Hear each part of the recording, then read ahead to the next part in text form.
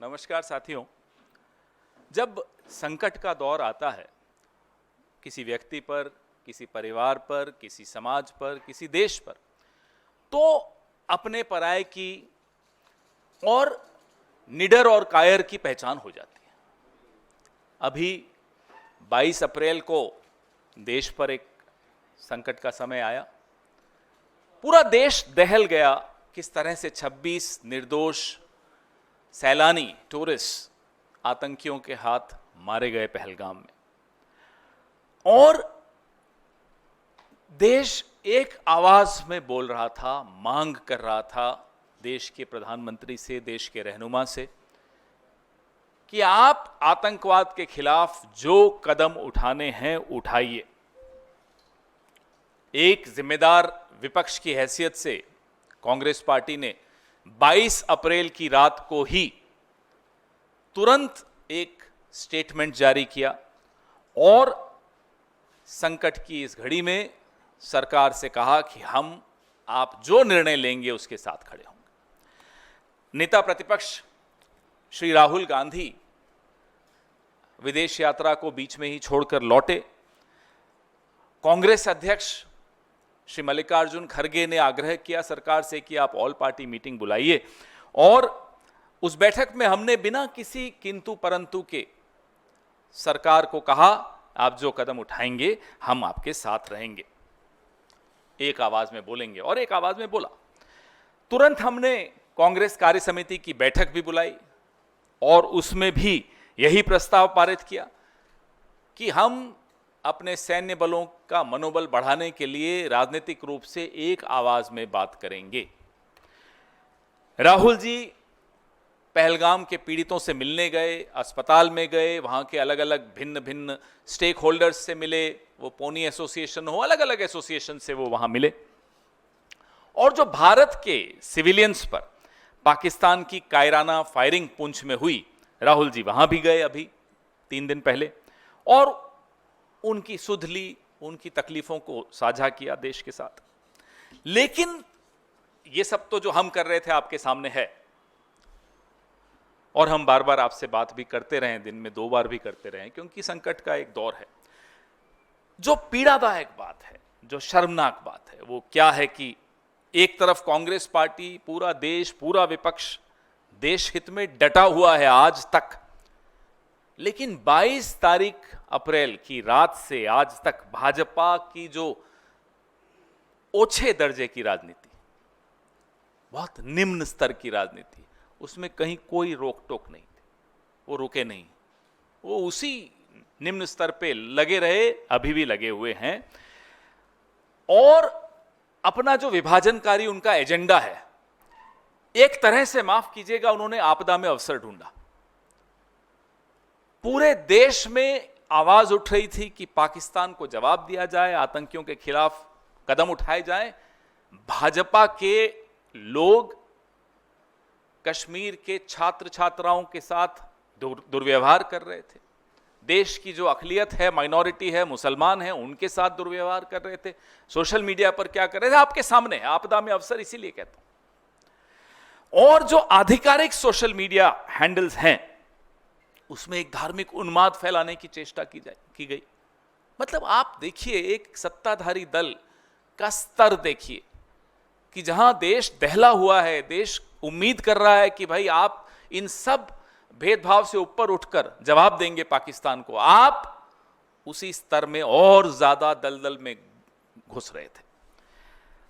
आपने वो काम किया जो शायद जिन्ना चाहते थे, जो लश्कर तैयबा चाहता है, जो जैश चाहता है, जो पाकिस्तान चाहता है। आपने वही उन्हीं की भाषा में बात की, आपने वही विचारधारा दिखाई, आपने वही मानसिकता दिखाई। ये पीड़ा इस देश को हमेशा रहेगी, ये पीड़ा हम सब के मन में हमेशा रहेगी। और ये सवाल आने वाली कई दशकों तक, शतकों तक पूछा जाएगा कि जब देश पर आपदा आई तो कौन क्या कर रहा था। राहुल गांधी क्या कर रहे थे, मल्लिकार्जुन खड़गे जी क्या कर रहे थे, और नरेंद्र मोदी क्या कर रहे थे। वो क्या कर रहे थे उसका तो जिक्र करना भी मुझे लगता है, एक इस गंभीर विषय पर उनका जिक्र करना मुझे लगता है बहुत मजाकिया हो जाएगा, और ये मजाकिया विषय है नहीं। जिस तरह से वो कभी प्रेम चोपड़ा की तरह, कभी परेश रावल की तरह डायलॉग्स दे रहे हैं साहब, जा जाकर ये सिंदूर है, इसमें रगों में मांग क्या है, खून है, गर्म है, ठंडा है, और गोली खाओ रोटी खाओ। ये प्रधानमंत्री है, ये प्रधानमंत्री है देश के। आज तक हमें जवाब नहीं मिला कि 2023 में पुंछ में जो आतंकियों ने किया, 2 अक्टूबर 2024 में गांधरबल में जो किया, गुलमर्ग में अक्टूबर 2024 में जो किया, पहलगांव में अप्रैल 2025 में जो किया, उन आतंकियों का क्या हुआ, वो कहां है? आज तक जवाब नहीं मिला कि सीजफायर किन शर्तों पर हुआ। आज तक जवाब नहीं मिला हाफिज सईद, अजहर मसूद बच के कैसे निकल गए। क्या सीजफायर की शर्तों में इन्हें वापस लाना है या नहीं है? कोई जवाब नहीं। जवाब मांगो, सवाल पूछो तो ये डायलॉग आते हैं आपके पास। पिक्चरें हम सबने देखी है साहब, हमारा सारा बचपन पिक्चरें देखकर गुजरा है, लेकिन गंभीर विषयों पे गंभीर चर्चा होनी चाहिए या पिक्चरों के डायलॉग होने चाहिए? पूरी विदेश नीति ट्रोल्स को आउटसोर्स कर दी, पूरी सुरक्षा नीति ट्रोल्स को आउटसोर्स कर दी, पूरी आंतरिक नीतियां जो हैं, राजनीति जो है, राजनीतिक विमर्श जो है, ट्रोल्स को आउटसोर्स कर दिया। ये उसका नतीजा है। नतीजा मैं आपको बताता हूं क्या हुआ पिछले 10 घंटों में। क्या हुआ विदेश नीति का, मैं आपको एक ज्वलंत उदाहरण देता हूं। कुवैत ने पाकिस्तान से वीजा की रेस्ट्रिक्शंस, जो रोक थी, वो हटा दी। ये अभी कल हुआ है। कुवैत में जो लेबर फोर्स है 21% भारत का है। यह भारत की विदेश नीति है कि अब चूंकि अमेरिकी राष्ट्रपति डोनाल्ड ट्रंप ने पाकिस्तान और हिंदुस्तान को हाइफनेट कर दिया, एक कर दिया, और हमारे यहां से चू नहीं निकली, न प्रेम चोपड़ा बोला, न परेश रावल बोला, तो उसकी यह हालत हो गई कि कुवैत अब भारत और पाकिस्तान को एक दृष्टि से देखने लग गया। जो रेस्ट्रिक्शन थी वीजा पाकिस्तानियों पर कुवैत से, वो हट गई, और पाकिस्तान और कुवैत अब लेबर ट्रीटी साइन करने वाला है। यह भी आप सुन लीजिए, यह है आपकी विदेश नीति का नतीजा।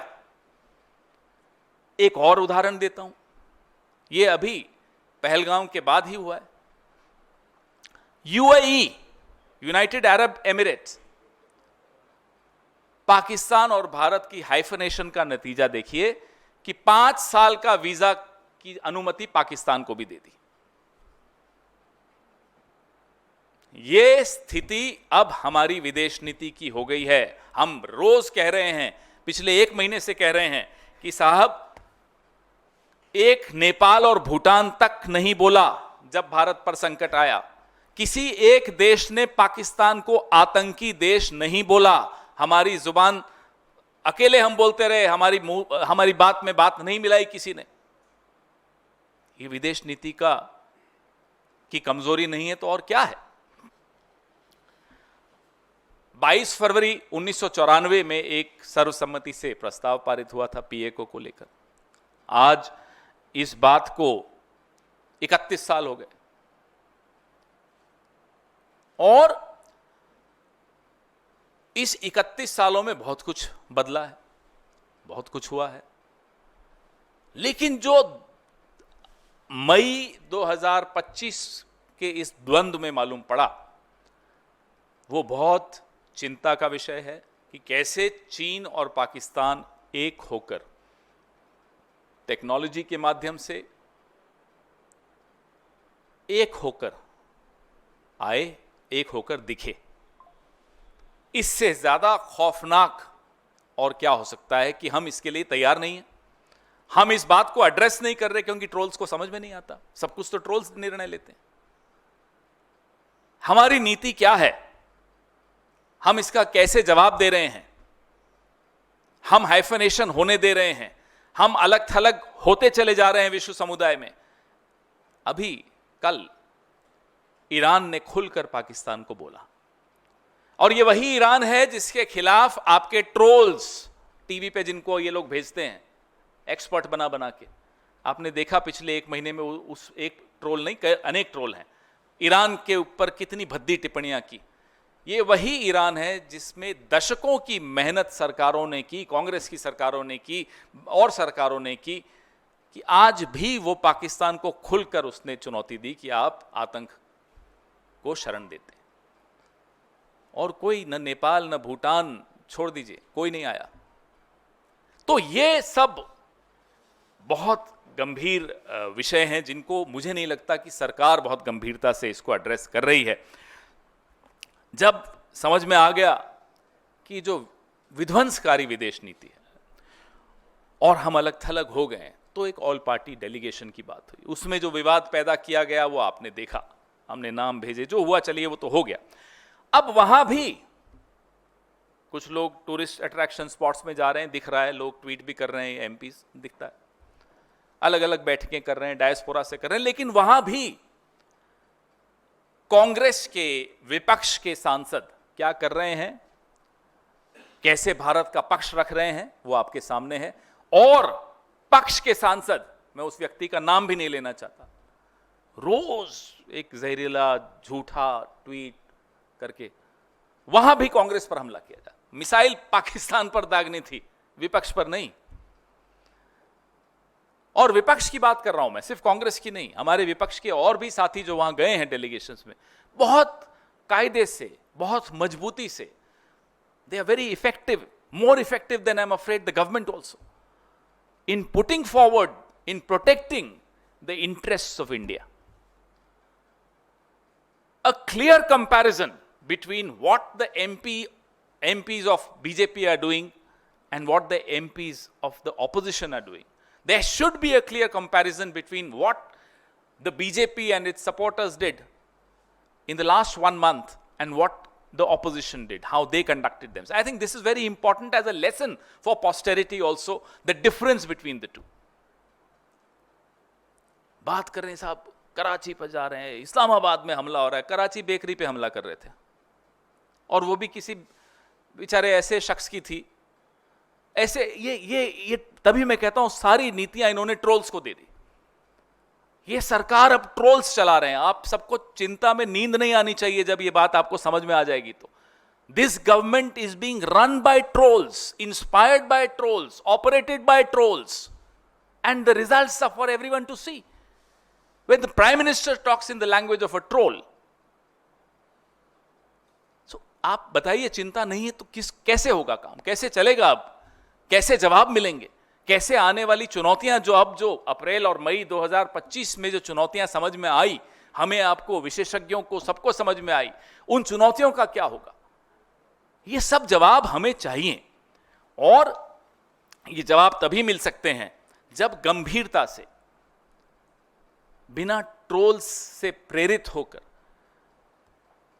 बात हो, विशेषज्ञों से बात हो, सरकार को समझ में आए कि साहब यहां हमारी कमजोरी रही है विदेश नीति की, और जिनसे सीखना है उनको आप ट्रोल कर रहे हो। इंदिरा जी को ट्रोल कर लेते हैं साहब, इंदिरा जी को कोई ट्रोल कर सकता है? पाकिस्तान के मामले में आपने देखा उन्होंने क्या किया, भूगोल बदल दिया, और ये चले उनको ट्रोल करने। तो ऐसे लोग जो सरकार में बैठे हैं, मुझे नहीं लगता कि उनसे हमें कोई उत्तर मिल सकते हैं। वो इन चुनौतियों का सामना भी कर सकते हैं, क्योंकि संकट की घड़ी में उनका परीक्षा हुई उनकी, और उस परीक्षा में, माफ कीजिएगा, ये सरकार फेल हुई। आपके सवाल।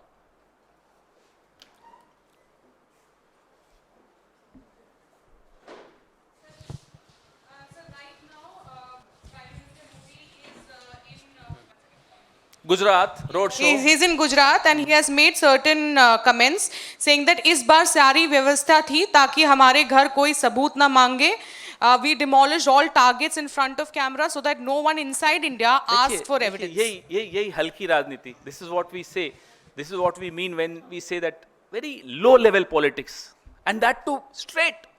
Troll in chief, divider in chief, the prime minister. अब ये ट्रोल की भाषा नहीं है तो क्या है? आपने तो खुद साबित, हमने नहीं, आपने नहीं, प्रधानमंत्री ने खुद साबित कर दिया जो अभी मैंने कहा. This is the language of a troll. आपने सीज फायर क्यों किया? बताइए, जब पूरा देश आपके साथ खड़ा है, 3 दिन और फौज को मिल जाते, सबूत छोड़िए, कोई कुछ नहीं मांगता. पाकिस्तान पानी मांग रहा होता आपसे. क्या किया आपने? वो 3 दिन अगर आप और दे देते, आपने दबाव में आकर सीज फायर किया, उसका जवाब देने की बजाय ये डायलॉग. पवन सर, मेरा सवाल आपसे ये है, कल कंसल्टेटिव कमेटी एक्सटर्नल अफेयर्स की मीटिंग हुई जिसको खुद विदेश मंत्री ने जो है वो चेयर किया, और ये बात सामने आ रही है कि उस मीटिंग के अंदर जब ये सवाल आया कि राहुल गांधी ने पूछा है कि बताया गया था क्या पाकिस्तान को, तो वहां से उन्होंने ये जवाब दिया कि इस बात को बार बार पूछना और उसको पूछना भी भाई एक तरीके का अपराध है। अब अगर इस तरह की बात करनी है, सारी परंपराओं को तोड़ते हुए, एस जयशंकर ने जो बाहर आकर स्पिन डॉक्टरिंग करने की कोशिश की, अगर हम भी परंपराएं तोड़ने पर आ जाएं तो अंदर उन्होंने क्या बोला था अगर बाहर आ जाए, शक्ल दिखाते फिरेंगे, छिपाते फिरेंगे। चुनौती देते हैं हम, आइए बाहर आके बोलिए, अच्छी बात नहीं है ये। अंदर क्या हुआ अगर हम बताएं कि जयशंकर जी ने अंदर क्या बोला, सरकार में शायद कोई भी मुंह दिखाने के काबिल नहीं रहेगा, लेकिन हम नहीं बोलेंगे क्योंकि हम परंपराएं समझते हैं, कन्वेंशंस का रिस्पेक्ट करते हैं। We respect those conventions. What happened inside if we were to expose, not a single minister in the cabinet will be able to show his face or her face, but we will not do that because we believe in conventions, we respect these democratic conventions. But Mr. Jaishankar, alias JJ, should also avoid becoming a spin doctor. I mean, he is known for a lot of things which he should not be known for. Now, one more addition is that he is also a spin compounder. I wouldn't even say spin doctor. Sir, प्रधानमंत्री ने अभी गुजरात में ये बोला है कि 1947 का reference draw करते हुए कि if that time we had listened to Sardar Patel and kept fighting till we have got back PoK, things wouldn't have been wrong. He has no idea of history, geography, entire political science, basic democratic courtesies. Why are you even quoting him? Why do you even take him seriously? What were his ideological forefathers doing in 1947? They were criticizing Sardar Patel. They were burning his effigies in that era. They were making cartoons of Sardar Patel, Pandit Jawaharlal Nehru, Subhash Chandra Bose, Mahatma Gandhi. The famous cartoon of a Ravan with 10 heads. So, don't take the Prime Minister seriously. I don't think his cabinet takes him seriously. I don't think the RSS takes him seriously. I don't know why you keep quoting him. पवन जी, थोड़ा देश के भीतर का दो सवाल हैं। पहला तो ये कि जिस तरीके से प्रधानमंत्री ऑपरेशन सिंदूर को लेकर वो प्रचार प्रसार कर रहे हैं, लेकिन अब मणिपुर की याद नहीं आ रही है। मणिपुर में वहाँ के जो गवर्नर हैं उनको इम्फाल एयरपोर्ट से अपने घर तक आने के लिए हेलीकॉप्टर का इस्तेमाल करना पड़ा। मणिपुर अभी भी जल रहा है। इस पर कांग्रेस पार्टी की क्या शर्मनाक राय है? बात है कि गवर्नर भी सुरक्षित अपने आप को महसूस नहीं कर रहे। राष्ट्रपति शासन की ये हालत है वहाँ, ये स्थिति है वहाँ मणिपुर में, और प्रधानमंत्री 2.5 साल होने वाले हैं, मणिपुर नहीं गए। हम लोग कई बार हो आए, राहुल जी कई बार हो आए, खरगे जी हो आए। मरहम लगाने की जरूरत होती है। देश का अपने आप को राजा समझते हैं, अलग अलग वेशभूषा में दिन में 4 बार नए नए कपड़ों में दिख रहे हैं। आजकल फौज की भी ड्रेस में उनकी होर्डिंग्स लगी हुई हैं। ये प्रधानमंत्री हैं कि आप मरहम लगाने मणिपुर नहीं जा पाते और यूं दिन भर डायलॉग दे रहे हैं, रगों में खून, रगों में सिंदूर, सिंदूर ठंडा, खून गरम, खून ठंडा, सिंदूर गरम। क्या है ये? मजाक बना रखा है इस पद का। कोई मर्यादा है या नहीं इस पद की? इस पद के साथ जिम्मेदारियां जुड़ी हैं, डायलॉग बाजियां नहीं जुड़ी हैं। और उन जिम्मेदारियों में मणिपुर जाना भी लिखा है, जख्मों पर मरहम लगाना भी लिखा है। अपनी जिम्मेदारियों से बिल्कुल दूर भागने वाला व्यक्ति दिन भर, मुझे लगता है ये 18 घंटे में से 17 घंटे डायलॉग्स की प्रैक्टिस करते हैं और 1 घंटा बोलते हैं। सर, एक और सवाल है सर। चौथी अर्थव्यवस्था भारत बन चुका है, ये कल नीति आयोग के सीईओ ने बयान दिया। उसके बाद तमाम मंत्रियों ने इसको एक उपलब्धि के तौर पर बताया मोदी सरकार के, और उसके बाद अब सफाई आई है कि हम नवंबर दिसंबर तक चौथी अर्थव्यवस्था बनेंगे। अब पहले से ही तारीफ करनी शुरू कर दी। ये हालत है इनकी। डेडलाइन 2047 की हर चीज के लिए कर चुके थे, फिर ये नया आंकड़ा लेकर आए, या अब हम जापान से आगे बढ़ गए, फिर याद आया कि नहीं अभी बढ़े नहीं हैं। और नीति आयोग में कल एक बड़ी और रोचक बात हुई परसों। नीति आयोग ने कहा सबको कि भाई तुर्की का मॉडल अडॉप्ट करना चाहिए। ये टर्की का मॉडल अडॉप्ट करने के लिए कहा जा रहा है नीति आयोग की रिपोर्ट में। आपने नहीं देखा? देखिए ना, मैं पढ़ता हूं आपको। NITI Aayog report published on Monday has mentioned Turkey as one of the nations from which India should adopt global best practices to address and bridge the skill gaps in the country's medium enterprises. Skill gaps को ठीक करने के लिए नीति आयोग कहता है कि Turkey का model adopt कीजिए। ये जो मैं कहता हूं आपको, नीतियां सारी ट्रोल्स के हाथ में दे दी। नीति आयोग को बेचारे को पता नहीं चला कि ट्रोल्स क्या कर रहे हैं। ये स्थिति है। और नीति आयोग को छोड़िए, जब पूरी सरकार के लेफ्ट हाथ को नहीं मालूम कि राइट हाथ क्या कर रहा है, तो यही होगा ना। जापान से आगे बढ़ गए जी, अभी 2-4 महीने दे दो, अमेरिका से आगे बढ़ते हुए दिखा देंगे और हमारे ट्रोल्स मान भी जाएंगे, जय जयकार भी हो जाएगी। मोदी जी फिर नई कोई वेशभूषा में आएंगे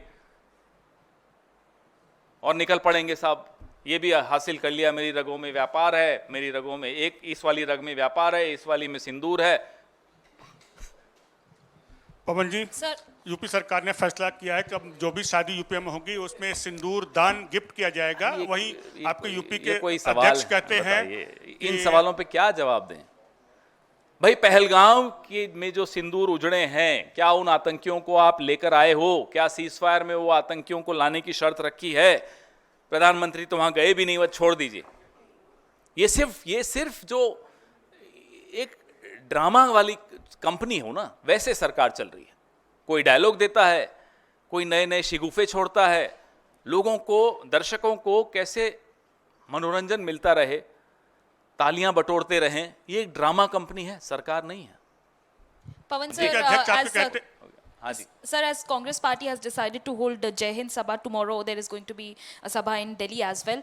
Now the question which the BJP is raising, that on one side Prime Minister is giving a stern message to Pakistan, but on the other side it is the Congress party which is basically doubting our armed forces. How do you say? What is, why do they keep hiding behind the armed forces? Armed forces have done their job. They could have done more if we had given them time. The government did not give them time enough. Government rushed into a ceasefire. The questions are being asked to the government, and the government is so afraid of responding to those questions that they'll hide behind the armed forces. You give them 2 more days and see what the armed forces are capable of achieving. But we'll ask questions to the political leadership. We have a brave army and a coward as a prime minister. We have a very brave forces, but a very, very coward kind of a government. So we have every right, and it's our duty to ask questions to these cowards who are occupying important positions in government, Prime Minister and others. Pawan sir, Brijbhushan Sharan Singh को कल अदालत से राहत मिल गई है। इस मसले पर आपको हैरानी हो रही है? उन्हें भी हैरानी नहीं हुई।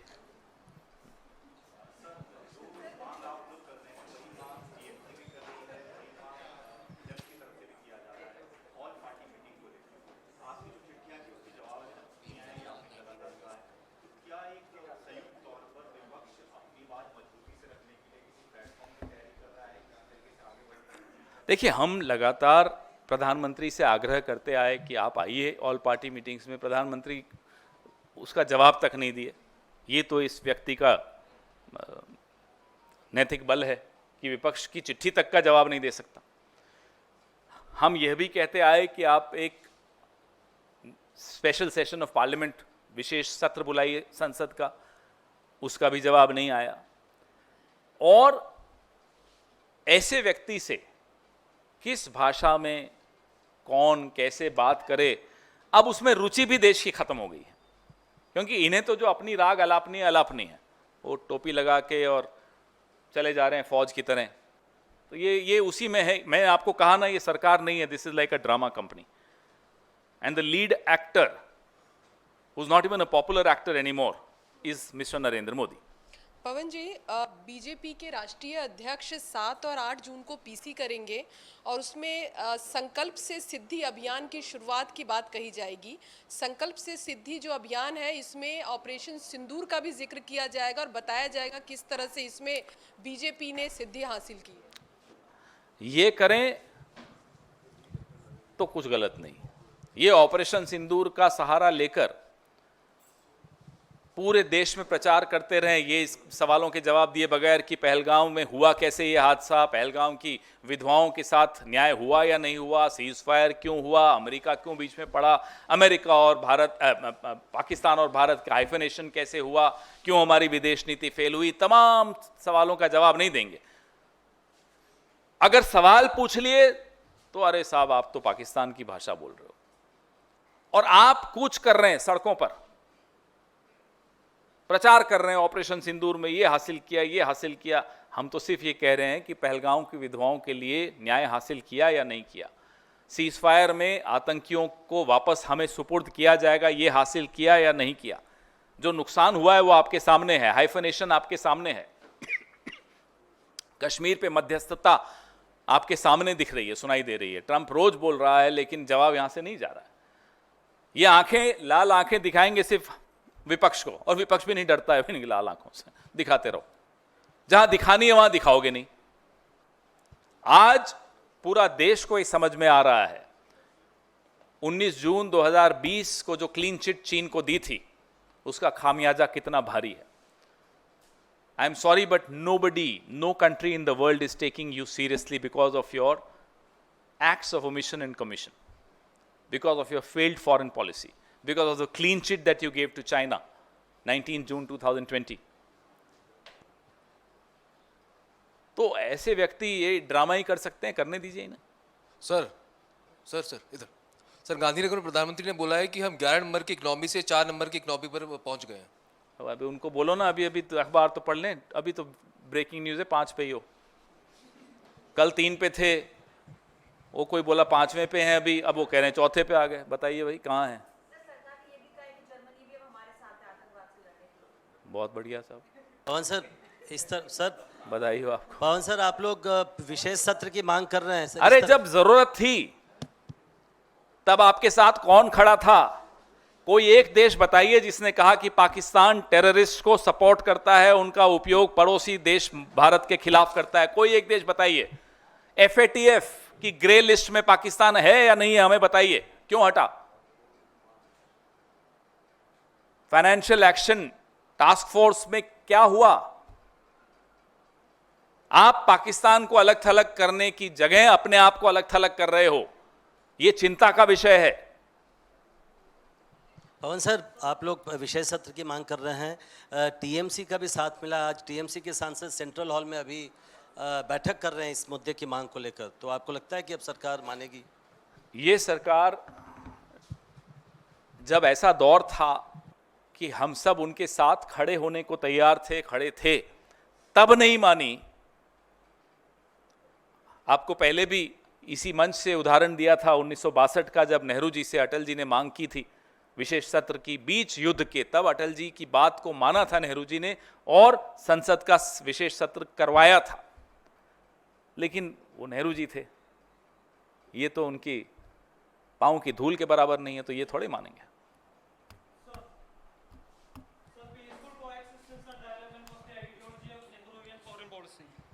After 60 years, do you think we deviated from that? Also, do you think the ruling party tries to undermine the ideology put forth by Nehru for their own gain? I am asking this question since it is the 60th anniversary of Jawaharlal Nehru. It's the death anniversary of Jawaharlal Nehru ji, and it's a very valid question that you've asked. They are trying to undermine Jawaharlal Nehru ji because they cannot match, even from a long, huge distance, they cannot match even the shadow of Jawaharlal Nehru ji. And that hurts them a lot. To become Jawaharlal Nehru, you have to live a life of Jawaharlal Nehru, a life of giving up all the prosperity that he was born in. He adopted a life of hardships. He understood India as a man in love with India. And only a man in love with his motherland can understand India the way Jawaharlal Nehru understood India. So there is no comparison. There is, I mean, I would hate myself if I start even comparing the two. They can't be compared, I'm sorry.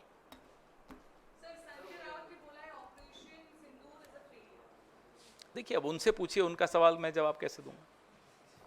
आप बोलेंगे तो उनको बुलाने की कोशिश करते हैं, अब मुश्किल होगा इस पार्टी के लिए। Thank you.